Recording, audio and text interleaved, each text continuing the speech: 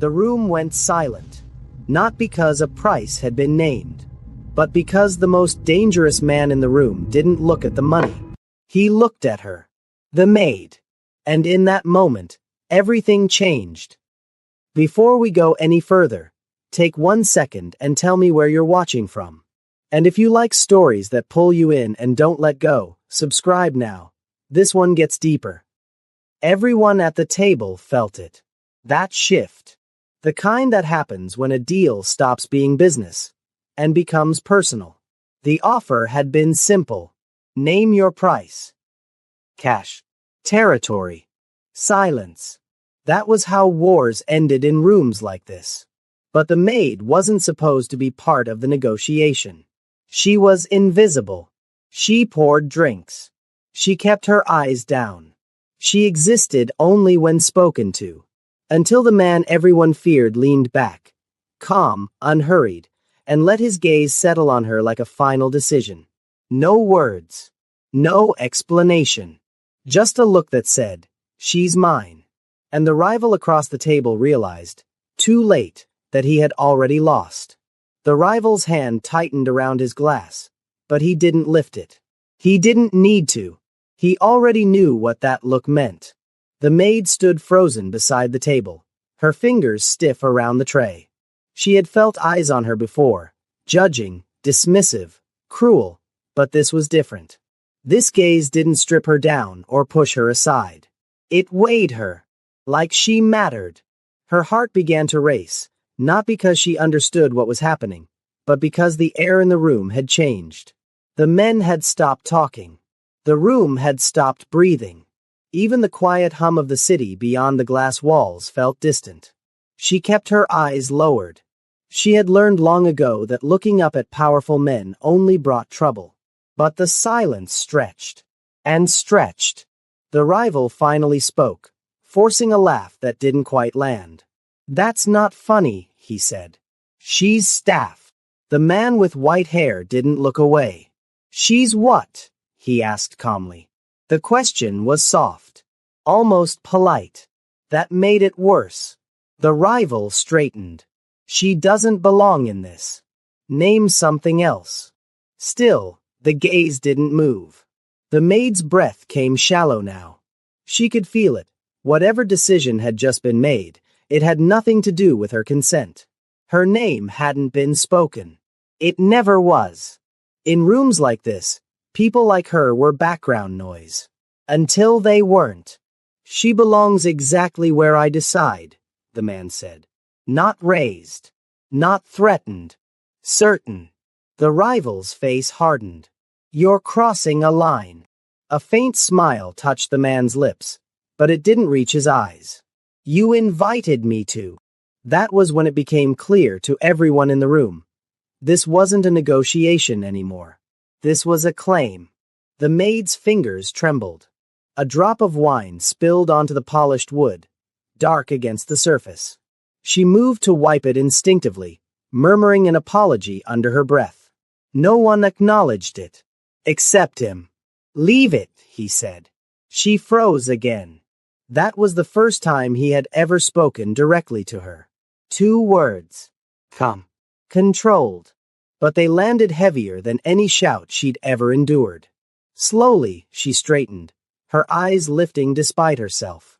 Just enough to meet his gaze. And for a split second, the world narrowed to the space between them. She didn't see cruelty there. She didn't see hunger. She saw intent. The rival pushed his chair back abruptly. "You don't get to humiliate me like this." "I'm not humiliating you," the man replied. "You did that yourself when you said name your price." Silence again. The maid felt something unfamiliar rising in her chest. Not hope. Not yet. Fear, but sharpened into something else. Because whatever this was, it meant she was no longer invisible. And invisibility had been the only thing keeping her safe. The rival exhaled slowly, as if calculating the cost of pushing further. He glanced at her then, really looked at her for the first time, and his expression flickered with irritation. As if only now realizing she was human. "You can't just take her," he said. The man with white hair leaned forward, resting his elbows lightly on his knees. I can, he said. And I will. There was no triumph in his voice. Only finality. That was the moment the maid understood something was ending. The life she knew. The rules she had survived by. The quiet suffering she had learned to carry without complaint. She didn't know what waited on the other side of this choice. But she knew one thing with terrifying clarity. Nothing would ever be the same again. And somewhere deep inside, beneath the fear, a dangerous thought surfaced for the first time in her life. What if this wasn't the beginning of her destruction?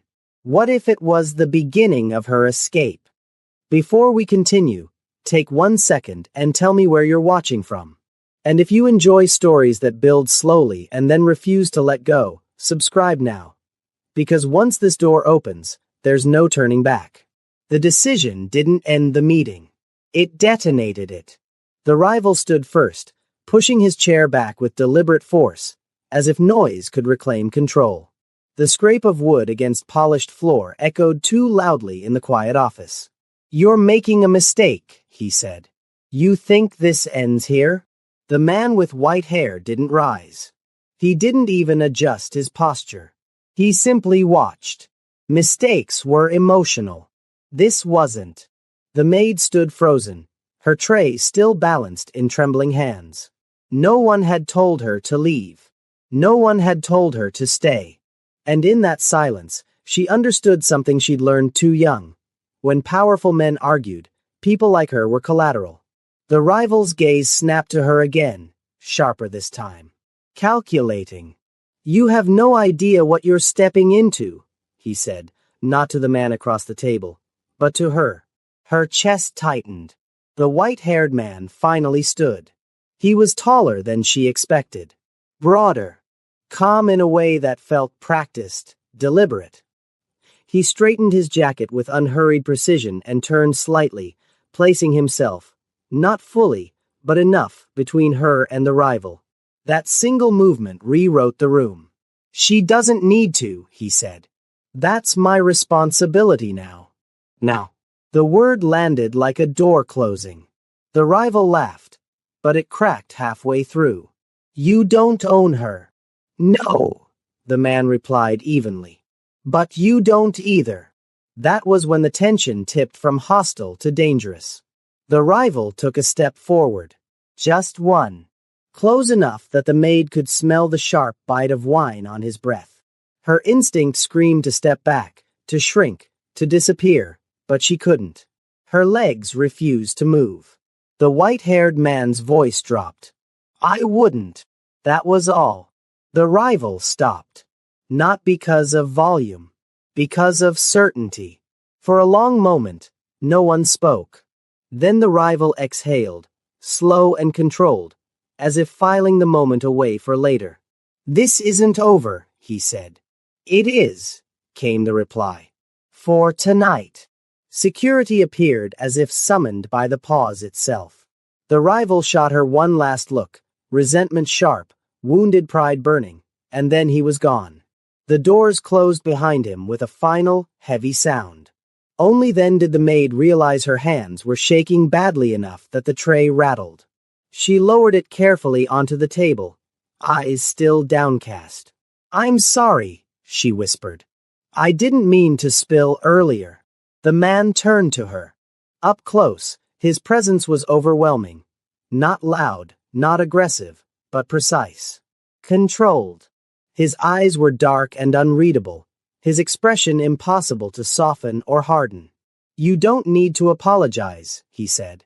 No one had said that to her in years. She swallowed. Sir, I should return to my duties. You won't be, he replied. Her heart stuttered. I'll have my people take care of the details, he continued, already moving toward the door. You'll come with me. The word with echoed louder than it should have. She hesitated. I don't have permission. He paused, just long enough to glance back at her. You don't need it. She followed him out of the office on legs that barely felt like her own. The elevator ride down was silent. Too silent. The kind of silence that pressed against her ears until her thoughts grew louder than reason. Where were they going? What did he expect from her? Was this protection, or another cage? She kept her eyes fixed on the numbers lighting up above the doors, counting them like a lifeline. When the elevator stopped, she expected the cold night air. Instead, she was guided through a private underground garage toward a black car that looked more like a statement than transportation. A man opened the door for her. "For you," he said gently. She hesitated again. The white-haired man watched her from the other side of the car. Not impatient. Not irritated. Waiting. She slid inside. The door closed with a soft, final click. As the car pulled away, the city lights streaked past the windows like something she was leaving behind rather than traveling through. She clasped her hands tightly in her lap, knuckles pale. "I don't understand," she finally said. Her voice came out small. "Why me?" The car was quiet for a moment. "Because you were never meant to be invisible," he said. That wasn't an answer. But it wasn't nothing either. They didn't speak again. When the car stopped, she looked up at a place that didn't feel real. Tall gates. Clean lines. A house that looked less like a home and more like a fortress built for comfort rather than war. Inside, everything was quiet. Soft. Warm. A woman approached her almost immediately. Older, composed, with eyes that saw without judging. "You must be tired," she said kindly. "Come. I'll show you where you'll be staying." Staying. The word echoed again. The room she was given was larger than the space she had shared with two others back at the house she came from. The bed was untouched. The sheets smelled clean. There was a bathroom attached. Private. She stood in the doorway, unable to cross the threshold. The woman noticed. "Is something wrong?"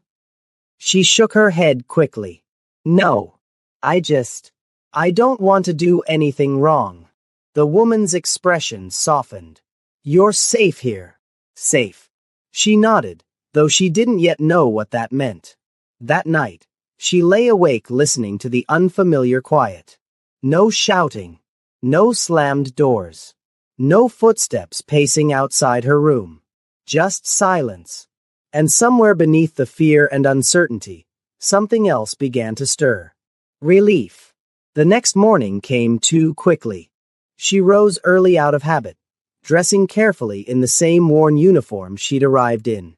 When she stepped into the hallway, she expected to be corrected, redirected, ordered. Instead, she was met with calm greetings, nods, respect. It unsettled her more than cruelty ever had. She was pouring tea later that morning when she felt it again, that unmistakable awareness of being watched. She didn't need to look up to know who it was. Still, she did. Their eyes met across the room.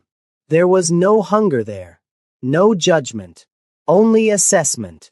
Thoughtful. Measuring. And something else she couldn't name. He looked away first. That should have comforted her. Instead, it left her with a question she couldn't quiet. Why did it feel like she'd been chosen for more than protection? Why did it feel like this man saw something in her she had spent years being taught didn't exist? And if that was true, what would it cost her to find out?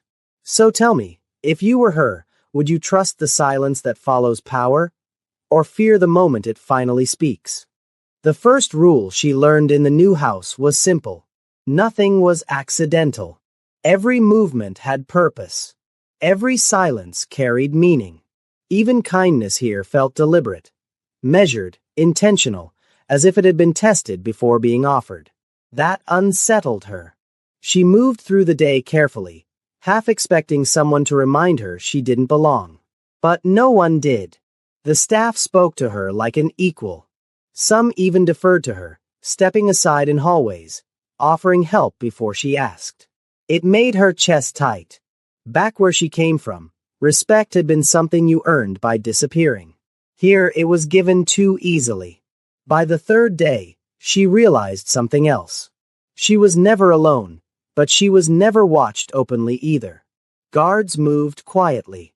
Cameras blended into corners. Protection wrapped around the house like a second set of walls.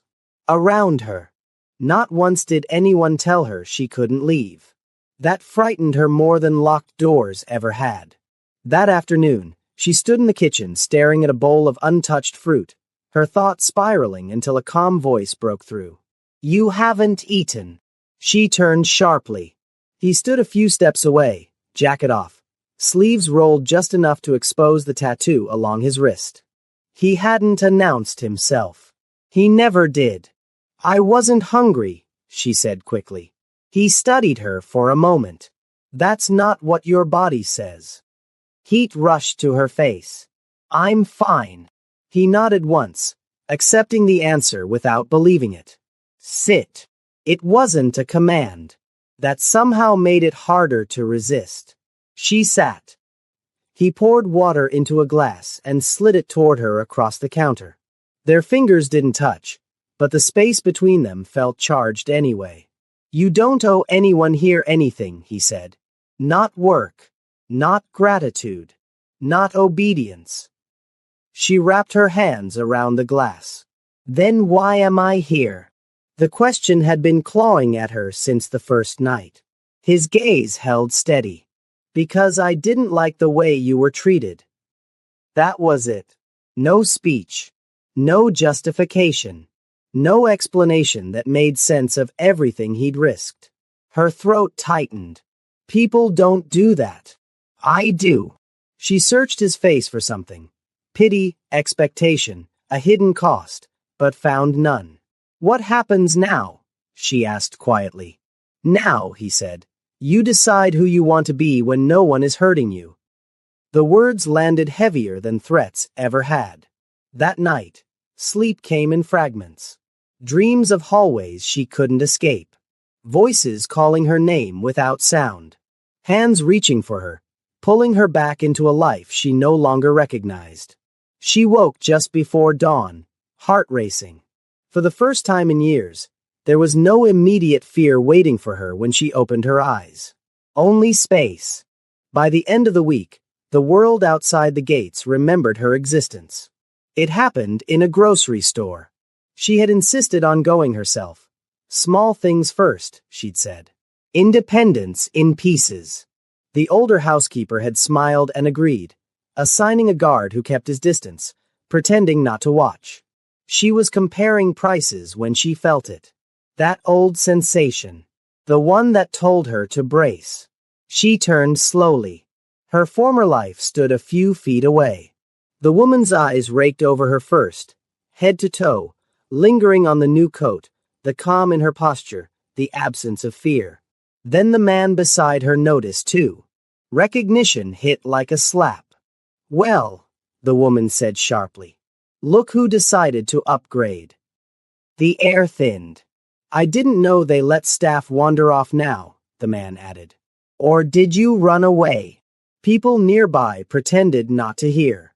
They always did. She felt the familiar instinct rise, apologize, explain, shrink, but something stopped her. Not strength. Not confidence. Distance. She wasn't theirs anymore. "I work elsewhere now," she said. The woman laughed. "Of course you do." Her hand shot out suddenly, gripping her arm hard enough to hurt. "Don't act like you're better than us."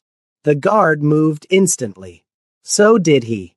The store seemed to hold its breath as the white-haired man stepped between them, his presence shifting the balance of the room in seconds.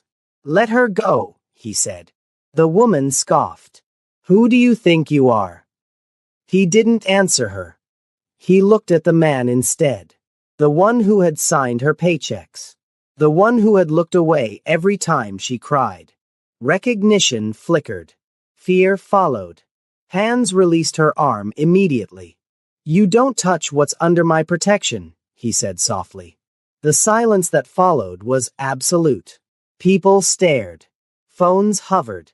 The woman's face drained of color. "This isn't over," the man muttered. "It is," he replied. "And you should be grateful I'm generous." They left without another word.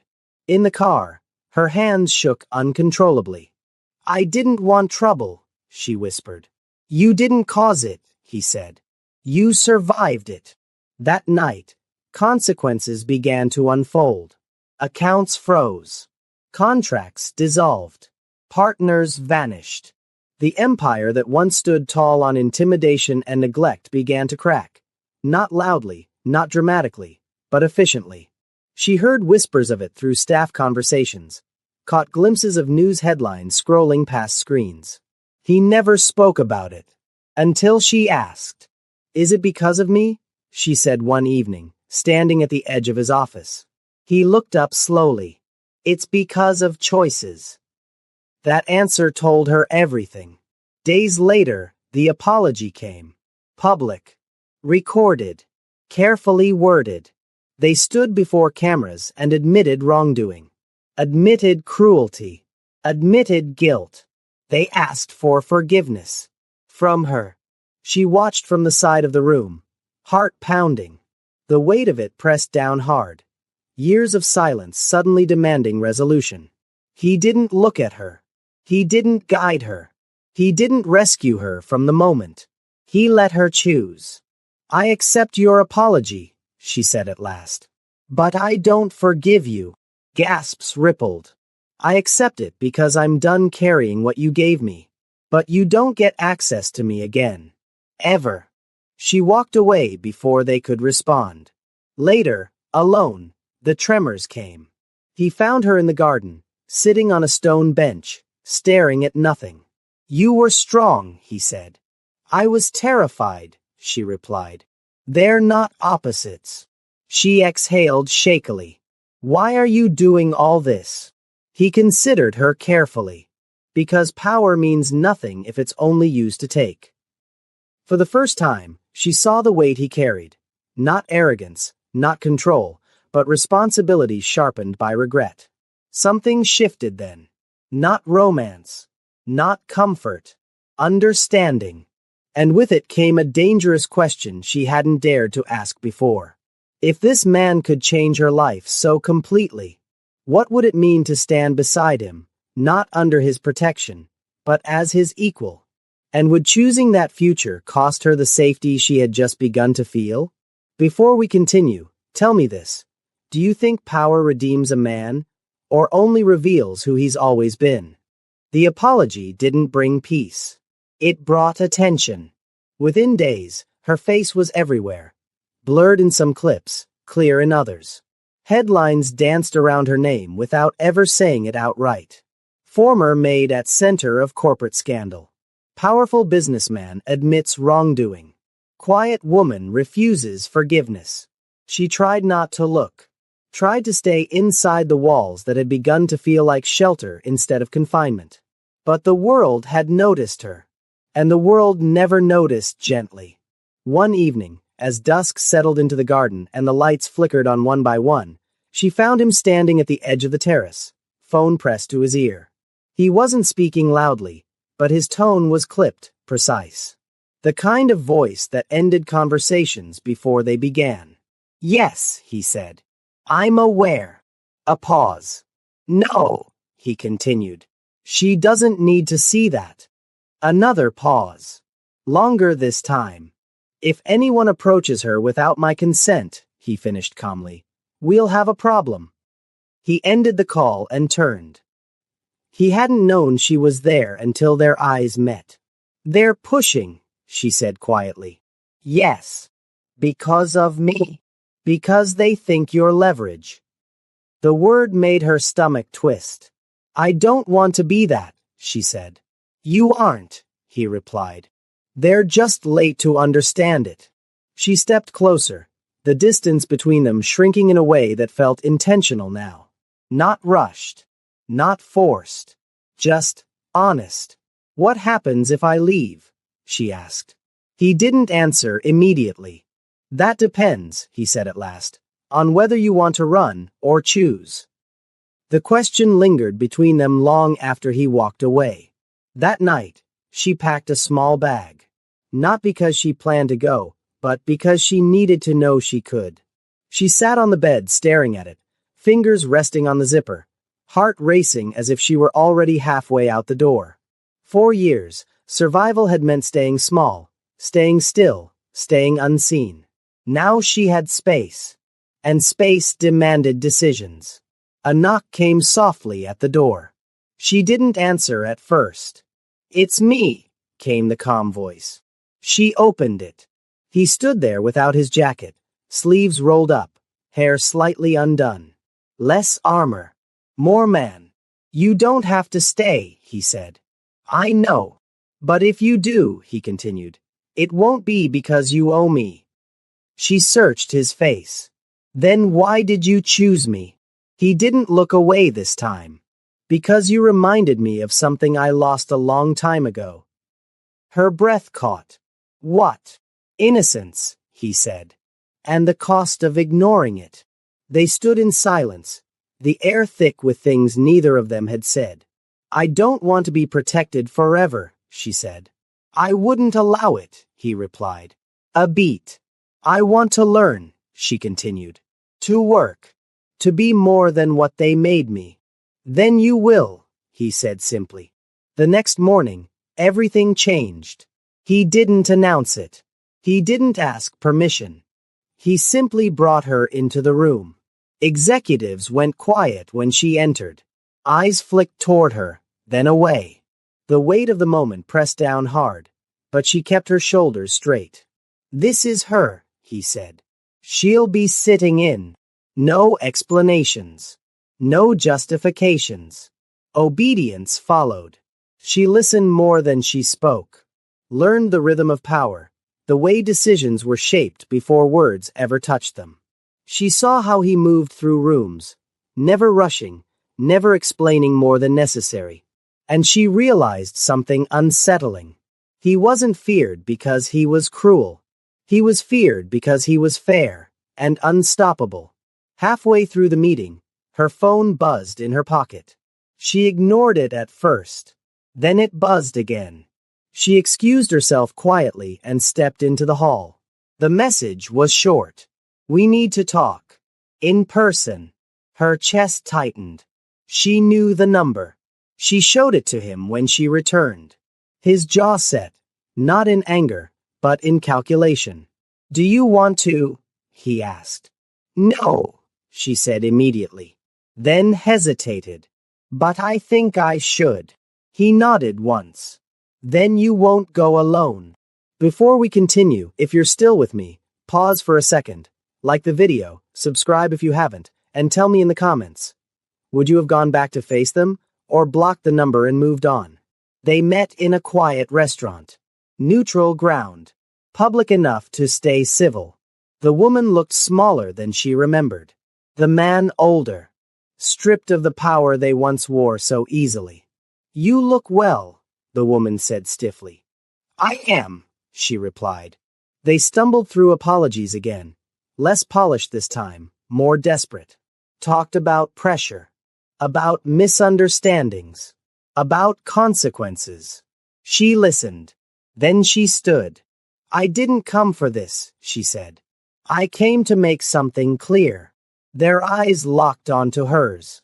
"You don't get access to my life anymore," she continued. "Not my time. Not my pain. Not my future." She turned to leave. The man spoke her name. She paused, but didn't turn back. "I hope you learn," she said. "But you won't learn from me." Outside, the night air felt lighter. He was waiting by the car. She didn't speak until they were inside. "I was afraid," she admitted. "You still went," he said. She looked at him then. Really looked. "So did you when you chose me." Something unspoken passed between them. Weeks later, the offer came. Not a proposal. Not yet. An invitation. "To stand beside me," he said. "Not behind. Not protected. Equal." Her pulse quickened. "And if I say no?" "Then I'll respect it," he replied. "And protect you anyway." She smiled faintly. "You don't make this easy." "I don't want to." She stood at the window that night, city lights stretching endlessly beyond the glass. Once, that view would have terrified her, reminded her how small she was. Now, it felt like possibility. But possibility always came with a price. And as she turned back toward him, one final question settled heavy in her chest, one that would decide everything that came next. Was she ready to stop being the woman who survived and become the woman who chose? Before we go any further, take a moment and tell me where you're watching from. And if you've stayed with this story this long, subscribe now. Because what happens next isn't about rescue anymore. It's about choice. The invitation didn't come wrapped in ceremony. No flowers. No speech. No promises dressed up as guarantees. It came quietly. He placed a thin folder on the table between them one evening, the city glowing behind him like a living map of everything he controlled. He didn't push it toward her. Didn't open it. Just let it exist. When you're ready, he said. She stared at it for a long time before touching it. Not because she was afraid of what was inside, but because she knew what opening it would mean.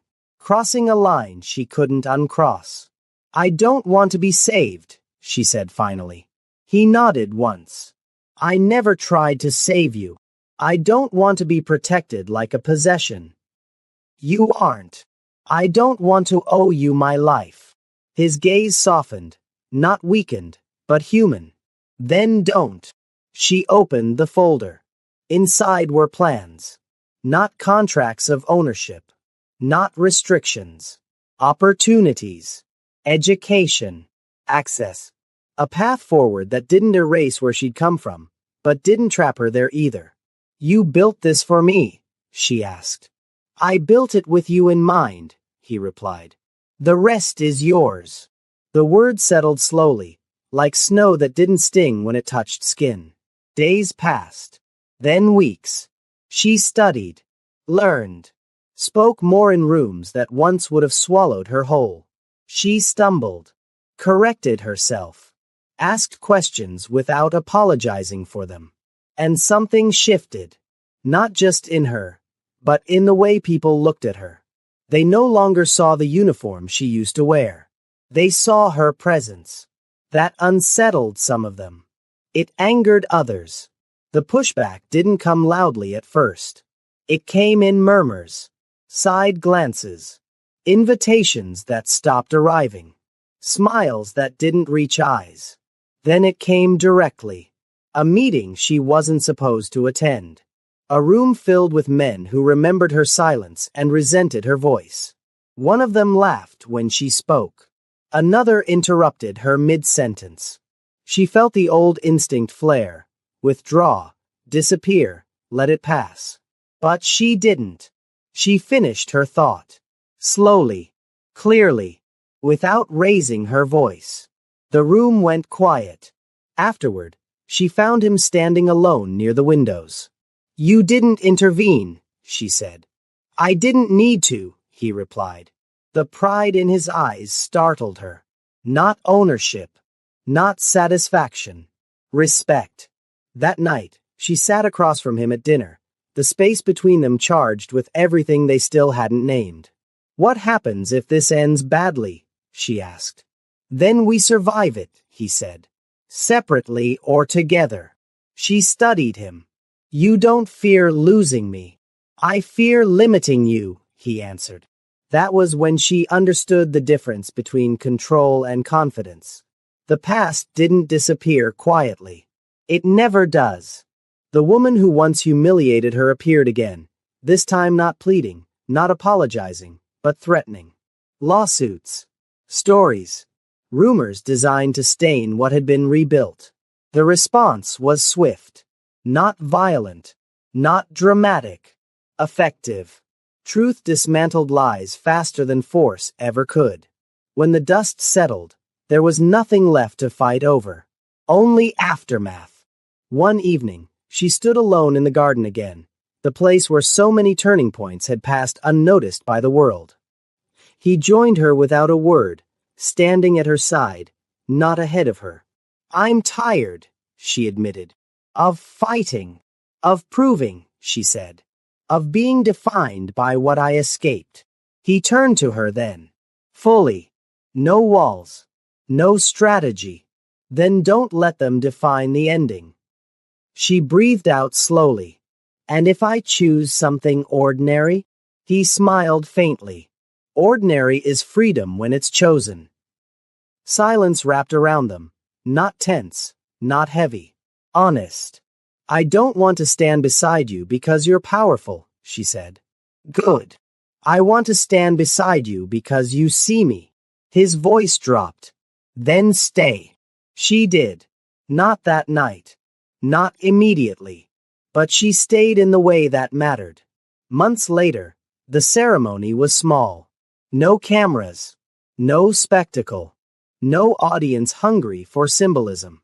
Just witnesses who mattered. She walked toward him without trembling, not because she was fearless, but because fear no longer owned her steps. When he reached for her hand, it wasn't to claim. It was to ask. She answered by placing her hand in his. Equal pressure. Equal choice. Afterward, when the world tried to label her again, maid turned wife, rescued woman, lucky survivor, she didn't correct them. She didn't need to. She knew who she was. And more importantly, who she had chosen to become. Late one night, long after the house had gone quiet, she stood at the window watching the city breathe. He joined her, resting his forehead lightly against hers. You changed my life, she said. He shook his head. You changed your own. She smiled. You just refused to look away. They stood there, not as protector and protected, not as power and privilege, but as two people who had met at the edge of a decision and chosen something harder than survival. Something honest. So let me ask you this. When power looks at you and offers safety, do you take it? Or do you demand the freedom to choose what comes next?